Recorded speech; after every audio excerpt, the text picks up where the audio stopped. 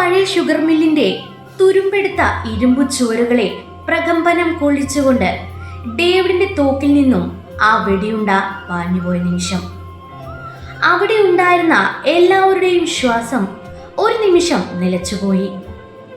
സമയം നിശ്ചലമായതുപോലെ തോന്നി. അർജുനെ കെട്ടിപ്പിടിച്ച് കരയുകയായിരുന്ന സ്നേഹയ്ക്ക് എന്താണ് സംഭവിച്ചതെന്ന് മനസ്സിലാകും മുൻപ് അർജുൻ തന്റെ സർവ്വശക്തിയും എടുത്ത് അവളെ വശത്തേക്ക് തള്ളിമാറ്റിയിരുന്നു. ഡേവിഡിന്റെ തോക്കിൻ കുഴൽ ലക്ഷ്യം വെച്ചത് അർജുന്റെ നെഞ്ചിന്റെ കൃത്യം നടുവിലേക്കായിരുന്നു. എന്നാൽ ആ കൃത്യസമയത്ത് താൻ പ്രാണനായി സ്നേഹിച്ച അർജുന്റെ മരണം കാണാൻ മനസ്സില്ലാതെ അവനോടുള്ള പ്രണയവും ഭ്രാന്തും ഒടുവിൽ കടുത്ത കുറ്റബോധമായി മാറിയ തന്യ അവർക്കിടയിലേക്ക് ചാടി വീണിരുന്നു. കണ്ണടച്ചു തുറക്കുന്ന വേഗതയിലാണ് അത് സംഭവിച്ചത്. ഡേവിഡ് ഒട്ടും പ്രതീക്ഷിക്കാതെ ഉതിർത്ത ആ മാരകമായ വെടിയുണ്ട തന്യയുടെ നെഞ്ചിന്റെ ഇടതുഭാഗത്തേക്ക് ആഴ്ന്നിറങ്ങി. അർജു! ഒരു ദീർഘശ്വാസത്തോടെ തന്നെ നിലവിളിച്ചുകൊണ്ട് തറയിലേക്ക് മറഞ്ഞു വീണു. അവളുടെ വെടുത്ത മോഡേൺ ടോപ്പിലൂടെ ചോര അതിവേഗം പടർന്നു തുടങ്ങി. തന്യ! അർജുൻ ഞെട്ടലോടെ ഉറക്കെ വിളിച്ചുകൊണ്ട് അവൾക്കരികിലേക്ക് മുട്ടുകുത്തിയിരുന്ന് അവളെ തന്റെ കൈകളിലേക്ക് താങ്ങിപ്പിടിച്ചു. താൻ വർഷങ്ങളോളം കൂടെ കൊണ്ടു നടന്ന പെണ്ണാണ്. വഴിതെറ്റിപ്പോയെങ്കിലും ഒടുവിൽ തനിക്കായി ജീവൻ വെടിഞ്ഞ് ഇപ്പോൾ തന്റെ മടിയിൽ കിടക്കുന്നത് എന്ന് കണ്ടപ്പോൾ അർജുന്റെ കണ്ണു നിറഞ്ഞു. അവന്റെ നെഞ്ചൊന്ന് പിടഞ്ഞു. തന്നെ ചോര തുപ്പിക്കൊണ്ട് അർജുന്റെ മുഖത്തേക്ക് നോക്കി പതുക്കെ പുഞ്ചിരിക്കാൻ ശ്രമിച്ചു. അവളുടെ കണ്ണുകളിൽ ഇപ്പോൾ ആ പഴയ അഹങ്കാരമോ ദേഷ്യമോ ഉണ്ടായിരുന്നില്ല. വിറയ്ക്കുന്ന ചോര പുരണ്ട കൈകൾ കൊണ്ട് അവൾ അർജുന്റെ കവളിൽ പതുക്കെ തൊട്ടു. എനിക്ക് എന്നോട് ക്ഷമിക്കണം അർജു. ഞാൻ നിന്നെ ഒത്തിരി സ്നേഹിച്ചിരുന്നു. നിന്നെ മറ്റാരുടെയും കൂടെ കാണാൻ എനിക്ക് കഴിയില്ലായിരുന്നു. അതുകൊണ്ടാ ഞാൻ ഇങ്ങനെയൊക്കെ. പക്ഷേ ഡേവിഡ് നിന്നെ കൊല്ലാൻ നോക്കിയപ്പോൾ അത് കാണാൻ എനിക്ക് ശക്തിയില്ലായിരുന്നു. നീ നിന്റെ ഈ സ്നേഹയുടെ കൂടെ നന്നായി ജീവിക്കണം. അവളൊരു പാവമാ, എന്നെപ്പോലെ ചതിയെത്തിയല്ല. പറഞ്ഞു തീരുന്നതിനു മുമ്പ് തന്നെയുടെ കൈകൾ അർജുന്റെ കവളിൽ നിന്നും തറയിലേക്ക് വീണു. അവളുടെ കണ്ണുകൾ എന്നേക്കുമായി അടഞ്ഞു. ബാംഗ്ലൂരിലെ ആ അൾട്രാ മോഡൽ പെൺകുട്ടി പ്രണയത്തിന്റെ പേരിൽ തുടങ്ങിയ പ്രതികാരം സ്വന്തം ജീവൻ നൽകി അവൾ അവസാനിപ്പിച്ചു. തന്നെയുടെ ദാരുണമായ മരണം കണ്ടതും അർജുന്റെ ഉള്ളിൽ വർഷങ്ങളായി ഉറങ്ങിക്കിടന്ന ലയൺ അതിന്റെ പൂർണ്ണമായ വന്യതയോടെയും ഭീകരതയോടെയും ഉണർന്നു. അവന്റെ കണ്ണുകളിൽ നിന്നും സങ്കടത്തിന്റെ കണ്ണുനീർ മാറി പകരം ഒരു ഭീകരമായ അന്തകൻ പ്രത്യക്ഷപ്പെട്ടു. അവൻ പതുക്കെ തന്നെയുടെ ജീവനറ്റ ശരീരം നിലത്ത് കിടത്തിയിട്ട് എഴുന്നേറ്റു. തോക്ക് വീണ്ടും ലോഡ് ചെയ്യാൻ ഭയത്തോടെ ശ്രമിക്കുകയായിരുന്ന ഡേവിഡിനെ നോക്കി അർജുൻ പതുക്കെ നടക്കാൻ തുടങ്ങി. അവന്റെ നടപ്പിന്റെ വേഗത കൂടി വന്നു. അവന്റെ അസ്ഥികളിൽ നിന്നും ഒരു ഗർജനം ഉയർന്നതുപോലെ തോന്നി. അവൻ അലറിക്കൊണ്ട് ഡേവിഡിന് നേരെ പാഞ്ഞു ചെന്നു. ഡേവിഡ് ഭയന്ന് പിന്നോട്ട് മാറിയെങ്കിലും അർജുൻ അവന്റെ കയ്യിൽ പിടിച്ച് ഒരൊറ്റ തിരിപ്പ് തിരിച്ചു. ഡേവിഡിന്റെ കയ്യിലെ എല്ലുകൾ പൊട്ടുന്ന ശബ്ദം ആ വലിയ മില്ലിൽ വ്യക്തമായി കേട്ടു. അവന്റെ കയ്യിൽ നിന്നും തോക്ക് തറയിലേക്ക് തെറിച്ചു വീണു. തന്നെ നിന്നെ വിശ്വസിച്ചാണ് ഇങ്ങോട്ട് വന്നത്. അവളെപ്പോലും നീ കൊന്നില്ലടമ്മായി.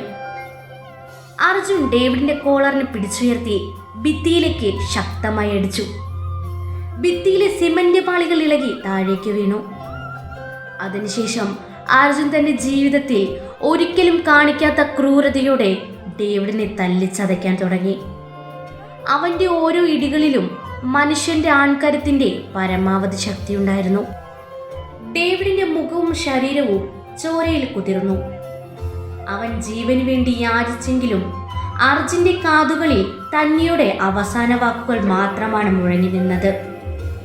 അവൻ ഡേവിഡിനെ തറയിലിട്ട് അവന്റെ നെഞ്ചിലേക്ക് തന്റെ ബൂട്ട് കാലുകൾ കൊണ്ട് ശക്തമായി ചവിട്ടിയമർത്തി.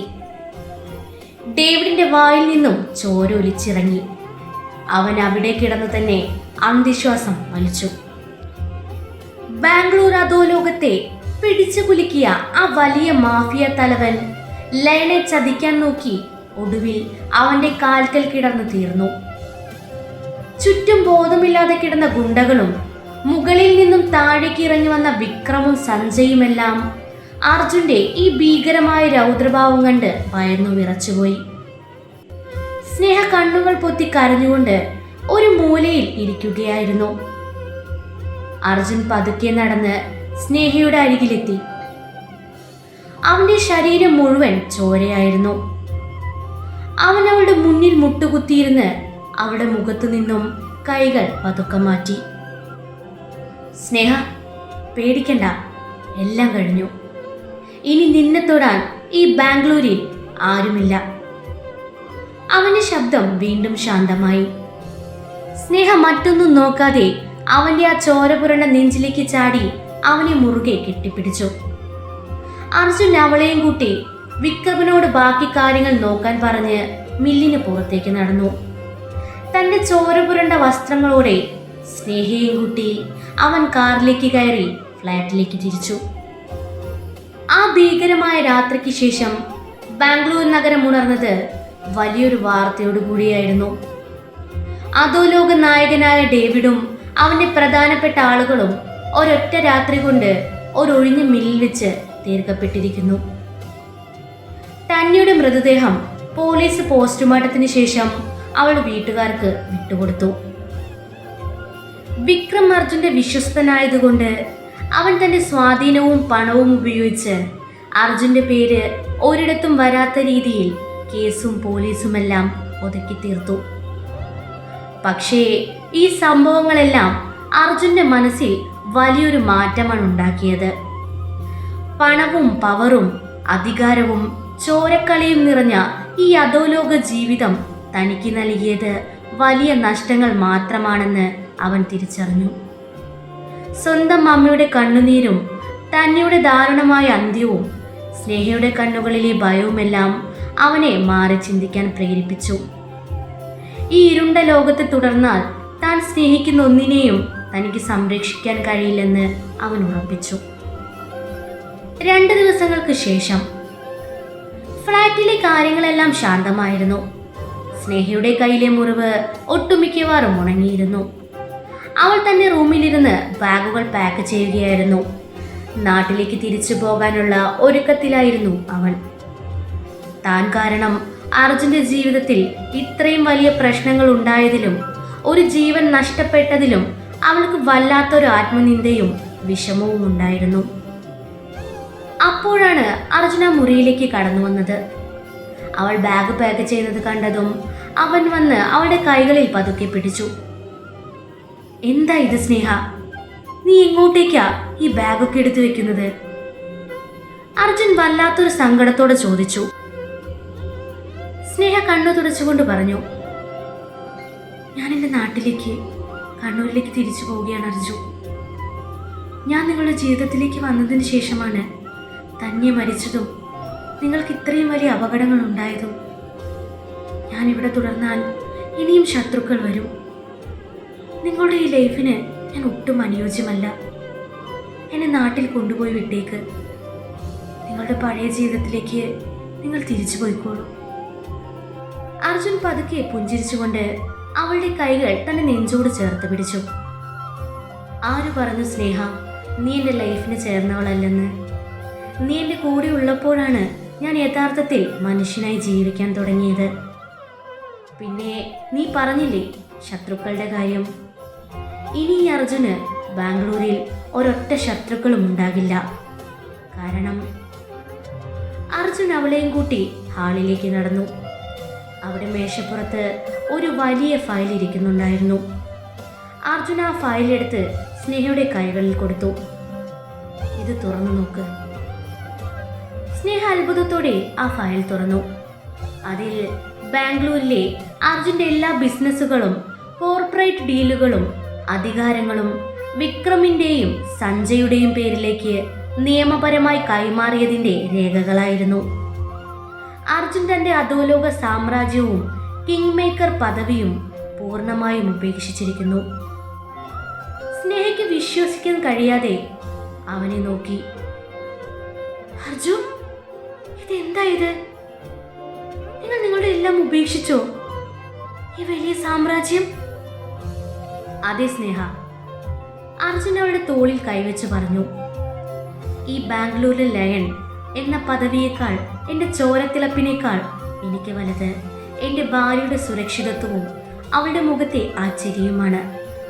ഈ പണവും പവറും ഒന്നും എനിക്ക് സമാധാനം തന്നിട്ടില്ല.